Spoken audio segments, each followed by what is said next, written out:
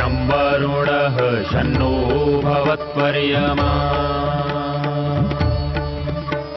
शन्न इन्द्रो बृहस्पतिः शन्नो विष्णुरुक्रमः ॐ शान्ति शान्ति शान्तिः।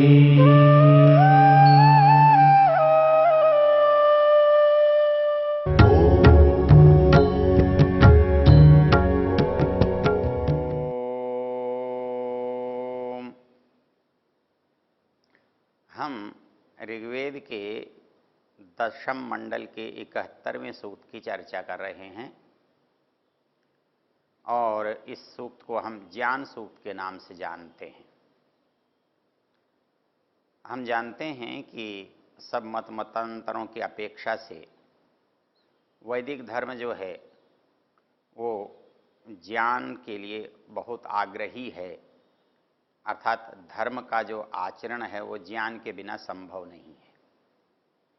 इसलिए ये सूक्त और अधिक हमारे लिए महत्व रखता है, क्योंकि इसमें ज्ञान के महत्व और स्वरूप की चर्चा है। जैसा बताया गया कि इस सूक्त का जो ऋषि है वो बृहस्पति है और इस सूक्त का देवता ज्ञान है। पीछे हम कुछ मंत्रों की चर्चा कर चुके हैं। आज जिस मंत्र की हम चर्चा कर रहे हैं उसमें भी एक अद्भुत विचार है। मंत्र है यज्ञेन वाचः पदवीयमायन तामन्वविंदन ऋषिषु प्रविष्टां तामाभृत्या व्यदधु पुरुत्रा ताम सप्तरेभा अभिसंनवन्ते। इसमें ज्ञान के कई स्तरों की चर्चा की है। एक स्तर है जब हम ईश्वर से ज्ञान को प्राप्त करते हैं। एक स्तर है जब ऋषियों से हमको ज्ञान मिलता है और ऋषियों से प्राप्त ज्ञान जिन ध्वनियों से, जिन शब्दों से प्रकट होता है उससे दूसरे तक कैसे पहुंचता है। वैसे बिल्कुल ऐसी ही चर्चा हम पीछे कर चुके हैं। आचार्य यास्क ने अपने निरुक्त में वेद की उत्पत्ति के बारे में जब चर्चा की थी तो लगभग वो इस मंत्र का अनुवाद है। यहाँ कहा यज्ञेन वाचः पदवीयमायन, कहता है कि जो ज्ञान है उस ज्ञान को प्राप्त करने का जो प्रकार, शैली या पद्धति है वो यज्ञ है। अर्थात पहला ज्ञान यज्ञीय प्रकार से हमें मिलता है। और कैसे मिलता है और वो ज्ञान पहला ही होना चाहिए, ये क्यों? इसके लिए हम पीछे बता चुके हैं कि मनु महाराज जैसे कहते हैं कि वेद शब्देभ्य, एक एक शब्द को उन्होंने वस्तु से परिचित कराया। वही बात वेद मंत्र कह रहा है। यज्ञेन वाचः पदवीयमायन, अर्थात जो वेद के पद हैं उनके अर्थ हमें उस यज्ञीय शैली से, पद्धति से, तरीके से मिलते हैं। कहाँ रहते हैं वो? तो कहता है तामन्वविंदन ऋषिषु प्रविष्टा, अर्थात वो यज्ञीय पद्धति से पदों का जो अर्थ आया वो ऋषियों के पास आता है और बाकी शेष लोग ऋषियों से उस ज्ञान को प्राप्त करते हैं। आयन प्राप्नुवन्ति, प्राप्त करते हैं। तो पहला ज्ञान ऋषियों को मिला, दूसरा ज्ञान ऋषियों से लोगों को प्राप्त हुआ। ताम अन्वविंदन ऋषिषु प्रविष्टा, और ऋषियों के ज्ञान की जो विशेषता है वो औरों के ज्ञान से कैसे भिन्न है, तो उसके लिए जो शब्द यहाँ प्रयोग किया है तामाभृत्या व्यदधु पुरुत्रा ताम सप्तरेभा अभिसंनवन्ते, तो उनमें जो भिन्न भिन्न स्वरूप है ज्ञान का, छंद के द्वारा प्रकाशित है, वो उसको धारण करके उसको अलग अलग रूप में प्रकाशित करते हैं। यदि हम अपनी पहली बात की इससे तुलना करके देखें तो बिल्कुल लगभग यास्क का वो कथन वेद के इस मंत्र का व्याख्यान जैसा लगता है। जैसे यहाँ एक ऐसी पद्धति की कल्पना है जो बहुत श्रेष्ठ है, अर्थात उससे अच्छा देने का, समझने का कोई दूसरा प्रकार नहीं होता है। तो यज्ञेन वाचः पदवीय मायन, यहाँ पदवीय मायन जो है उसकी स्पष्टता के लिए है। जैसे एक एक चीज हमको बिल्कुल पता लग रही है, जैसे किसी अच्छे से सुंदर पवित्र जल में, सरोवर में, नदी में उसकी पवित्रता की पहचान होती है कि उसकी तलहटी में क्या पड़ा है वो दिखाई देता हो, तब हम समझते हैं कि ये जल जो है ये बड़ा शुद्ध है। तो वाणी की पवित्रता क्या है? तो उसका जो प्रत्येक शब्द है वो अपने अर्थ को उसी तरह प्रकट करता हो, प्रतिबिंबित करता हो, परिलक्षित करता हो। तो इधर शब्द सुना और अर्थ की प्रतीति हमारे अंदर उतर जाए, तो कहता है वो जो पद्धति है अर्थ जानने की, यज्ञेन वाचः पदवीयमायन, और वो कहाँ है? ऋषिषु प्रविष्टाम, अर्थात वो सबके बस की बात नहीं है, हर सामान्य व्यक्ति उसे ग्रहण नहीं कर सकता है। क्योंकि हमारे यहाँ एक प्रश्न उठता है, क्यों जी ये सृष्टि के प्रारंभ में जो ज्ञान दिया वो कुछ ही लोगों को क्यों दिया? उसकी इतनी ही संख्या सीमित क्यों है? वो सबको क्यों नहीं दिया, या किसी एक को ही क्यों नहीं दिया? क्योंकि ये जो प्रश्न हैं ये बड़े सहज हमारे मन में उठते हैं और इनका कोई वैसा उत्तर नहीं हो सकता, क्योंकि इसको किसी ने स्वयं देखा या जाना नहीं है। ऋषि दयानंद की बात क्यों ठीक है औरों से, यदि आप इस पर विचार करें तो आप एक बात अनुभव करेंगे कि ऋषि दयानंद कोई सृष्टि के आदि में तो होकर आए नहीं हैं कि उन्होंने देखा है कि कैसा हुआ था वैसा आकर हमें बताया है, इसलिए हम ये मान लें कि जिसने व्यक्ति ने सुना है या नहीं सुना है उससे वो व्यक्ति अधिक प्रामाणिक है, सही है जिसने जाकर देखा है, ऐसा तो है नहीं। आज जैसे इस युग में दूसरे लोग उत्पन्न होकर विचार कर रहे हैं, वैसा ही विचार ऋषि दयानंद ने भी किया है, उनके सामने भी वैसे ही प्रश्न हैं। उन्हीं प्रश्नों के बारे में औरों की तरह से विचार किया, लेकिन औरों से निर्णय क्यों अलग आया, परिणाम भिन्न क्यों आया? यदि आप इस पर देखेंगे तो आप एक बात देखेंगे कि जो बुद्धिमान व्यक्ति हैं वो निर्णय कहीं भी रहें, उनके निर्णय एक से होते हैं। अर्थात विज्ञान की किसी समस्या पर कोई व्यक्ति विचार कर रहा है, चाहे वो इंग्लैंड या यूरोप में बैठ के कर रहा है या भारत अफ्रीका में बैठकर कर रहा है, और वो अपनी बुद्धि से ठीक चल रहा है, तो बहुत बार आप ये अनुभव करेंगे कि दोनों एक ही रास्ते से चल रहे जैसे लगता है, एक ही निष्कर्ष तक पहुंचते हुए मालूम देते हैं। ऐसा क्यों होता है? क्यों कि बुद्धि से जब चलोगे तो बुद्धि सबके पास जैसी होती है वो वैसा ही विचार करती है। तो ऋषि दयानंद ने जो कुछ किया है वो इसलिए ठीक है क्योंकि जो भी व्यक्ति बुद्धि से विचार करेगा तो इसी निष्कर्ष या निर्णय पर पहुंचेगा। उसका निर्णय इसलिए ठीक नहीं है कि वो ऋषि दयानंद ने या स्वामी दयानंद ने किया है, बल्कि इसलिए ठीक है कि वो बुद्धिपूर्वक किया गया है। इसलिए जो भी व्यक्ति बुद्धिमान सोचने की इच्छा करेगा, सोचने का प्रयत्न करेगा, तो वो बिल्कुल वहीं पहुंचेगा जहां ऋषि पहुंचे हैं।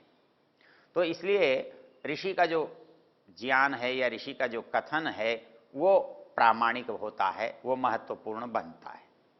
तो वैसी एक समस्या है कि प्रारंभ में ज्ञान हमको दिया, तो एक समस्या जो थी उस पर हम विचार कर चुके कि वो एक निराकार साकार को ज्ञान कैसे देता है। उसके बाद हमारी दूसरी समस्या आई, एक को ही क्यों देता है?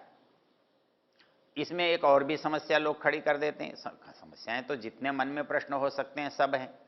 क्या पता जी इसमें कौन महिला है कि कौन पुरुष है कि नहीं है, कि पक्षपात है कि नहीं है, आदि बहुत सारी बातें, बहुत सारी समस्याएं होती। लेकिन मूल बिंदु क्या रहता है? ज्ञान का देना और ज्ञान को ग्रहण करने की क्षमता। उसमें ये विवाद ही नहीं है कि वो कितने फिट का है, कि गोरा है, कि काला है, कि किस जाति का है, कि किस लिंग का है, ये कोई विवाद नहीं है। वहाँ बाकी चीज़ों पर कोई प्रतिबंध ही नहीं है।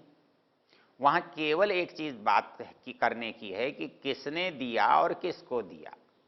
तो देने वाले के पास होना चाहिए और पाने वाले के पास क्षमता चाहिए। यदि ये दो चीज़ कोई भी हो, कहीं भी हो, यदि उपलब्ध हैं तो दोनों में संबंध स्थापित हो सकता है। तो इसलिए हमारा जो ये कहना है कि भाई वो 4 को ही क्यों दिया है, वो ऐसा ही क्यों दिया है, वो एक ही क्यों नहीं है, तो ये कोई बहुत महत्वपूर्ण प्रश्न नहीं है। आप ज्ञान को प्राप्त करके देखो तो प्रक्रिया कैसे गुजरती है आपको पता लग जाएगा। अर्थात पहले हम जानते हैं तो क्या जानते हैं? तो जानते हैं तो सैद्धांतिक रूप से जानते हैं। यदि कोई किसी भी वस्तु, व्यक्ति, पदार्थ के बारे में जब हम जानते हैं तो उसके स्वरूप को सैद्धांतिक रूप से समझते हैं। और सैद्धांतिक रूप जब काम में आता है तो उसका दूसरा स्तर होता है। जब काम में आने के बाद उसके हानि और लाभ होते हैं तो उसका तीसरा स्तर होता है। और इस तीसरे स्तर को जब हम समझते हैं तो वो समझ हमारी चौथे स्तर की होती है। इसमें क्या अंतर पड़ता है?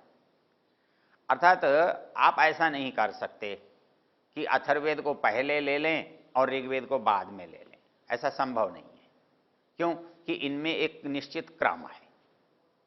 वो उसके पहले नहीं हो सकता, वो उसके बाद नहीं हो सकता।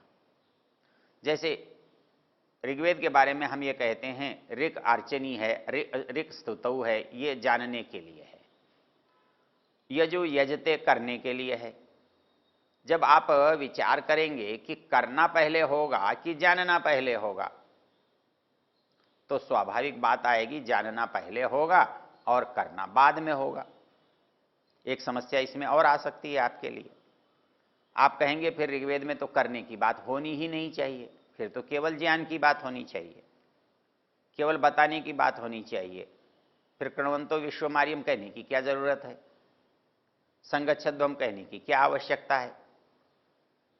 प्रश्न ये नहीं है। प्रश्न ये है कि ये तीनों चीजों को क्या नितांत अलग करके दिया देखा जा सकता है? ज्ञान को, कर्म को परिणाम से क्या बिल्कुल अलग अलग करके प्राप्त किया जा सकता है, देखा जा सकता है, जाना जा सकता है? तो आप देखेंगे ऐसा नहीं हो सकता। ये तीनों चीजें एक दूसरे से अत्यंत लगी हुई हैं, संसक्त हैं। तो इसलिए ज्ञान को जब हम दे रहे हैं तो और किसी चीज का निषेध नहीं है, लेकिन प्राथमिकता है देने की, ज्ञान की, सिद्धांत की, सच की। तो इसलिए वो पहले आएगा। वो कोई भी लेगा, उससे कोई अंतर नहीं पड़ेगा। लेने वाला उस पहला लेने वाला ही कहलाएगा। पहले जो चीज दी जा रही है उसे जो व्यक्ति ले रहा है वो लेने वाला भी वही होगा पहला, और दी जाने वाली चीज भी पहली होगी। तो इसलिए जब हम कहते हैं कि ये ऋग्वेद जो है वो ज्ञान का विषय है और इसे अग्नि ऋषि को हमने दिया है, तो अग्नि ऋषि को दिया है, इससे कोई पक्षपात की बात या विशेषता की बात नहीं है। जो भी लेगा वो अग्नि ही होगा, या जिसमें भी सामर्थ्य होगा वो अग्नि ही होगा। तो देने वाला जिस चीज को ले पाएगा इसके कारण से उसका नामकरण होगा, नामकरण से लेने वाला नहीं बनेगा। हम क्या समझते हैं कि अमुक आदमी का नाम अग्नि है और वो जाकर के ऋग्वेद का ज्ञान लेगा। हमारे संस्कार इस तरह के हैं। क्यों? कि हम नाम से व्यवहार करते हैं, और नाम से व्यवहार करते हैं इसलिए हमारे मस्तिष्क में नाम के कारण व्यक्ति पहले आता है और उसकी प्राप्त होने वाली चीज, दी जाने वाली चीज दूसरे स्थान पर आती है। लेकिन बात ऐसी नहीं है। बात ऐसी है कि जो चीज दी जा रही है वो प्राप्त करने के लिए हर कोई समर्थ है, सक्षम है, स्वतंत्र है। प्राप्ति किसे होगी? जो उसके सन्निकट है, उसके प्राप्ति के सामर्थ्य से जुड़ा हुआ है, जो उस क्रम में पहले खड़ा है। जैसे हम दे रहे हैं, पंक्ति में बांट रहे हैं, हम किसे देंगे? हम देने के लिए कोई अंतिम व्यक्ति पर नहीं जाएंगे कि दें। हम देने के स्थान पर जो खड़ा है हम उसे ही देंगे। ऋषि दयानंद के शब्दों को यदि दूसरी तरीके से देखें, ऋषि दयानंद कहते हैं जो सबसे अधिक पवित्र आत्मा थे उनको ये ज्ञान दिया गया। तो हमारे बहुत सारे मित्र प्रश्न करते हैं, तो क्या दूसरों की आत्मा का ज्ञान कुछ कम था? कभी कभी प्रसंग से अर्थ कितना उल्टा हो जाता है। एक सज्जन कहने लगे कि ऋषि दयानंद ने लिखा है मुक्ति में जिसको जितना जितना अधिक ज्ञान है उसको उतना उतना अधिक आनंद होता है। अच्छा, ये पहली पंक्ति पढ़कर तो ऐसा ही लगता है किसी को कम है, किसी को ज्यादा है। लेकिन इसका ठीक अगला वाक्य क्या कह रहा है? जब मुक्ति को प्राप्त करता है तो उसके पास पूर्ण ज्ञान होता है। जब पूर्ण ज्ञान होता है तो आनंद अधूरा क्यों होगा? प्रश्न ये है कि ज्ञान की प्राप्ति और ज्ञान की पूर्णता दोनों एक दूसरे से जुड़ी हुई चीज है। तो कम होगा तो कम होगा, लेकिन कम होने पर तो मुक्ति का मिलना ही संभव नहीं है। तो वैसे ही वेद का ज्ञान जो प्राप्त करना है उस प्राप्त करने की योग्यता पहले उपार्जित होनी है। जब यह कहा जाता है कि सबसे पवित्र जो आत्माएं थी उनको दिया गया, तो इसका मतलब जो बाकी आत्माएं थी क्या वो कम पवित्र या अपवित्र थी क्या? ऐसा नहीं है। बात यह है कि जो कुछ इस संसार में चल रहा है वो उसका एक क्रम है। एक सबसे विचित्र बात है कि हम काल को कैसे पहचानते हैं, काल को कैसे नापते हैं, काल का हमको कैसे पता लगता है कि ये समय है और ये बीत रहा है। काल को देखने से नहीं पता लगता। काल तो जैसा आज है वैसा ही कल, वैसा ही परसों, वैसा ही 1000 साल बाद, वैसा ही लाख साल बाद है, रहेगा। फिर हमको कैसे पता लग रहा है कि ये बदल रहा है, कुछ हो रहा है?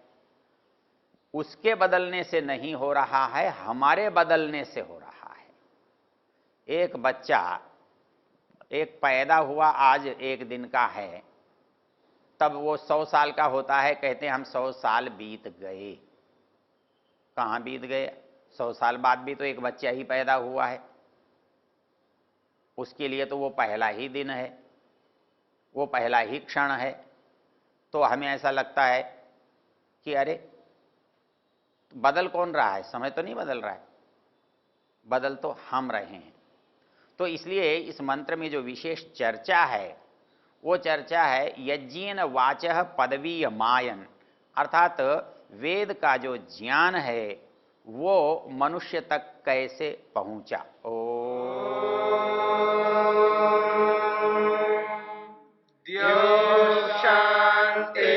शांतिरंतरिक्षं शांति पृथिवी शांतिरापः शांतिरोषधयः शांतिः वनस्पतयः शांतिर्विश्वे देवा शांतिर्ब्रह्म शांति सर्वं शांति शांतिरेव शांति क्षमा शांतिरेधि। ओम शांति शांति शांति।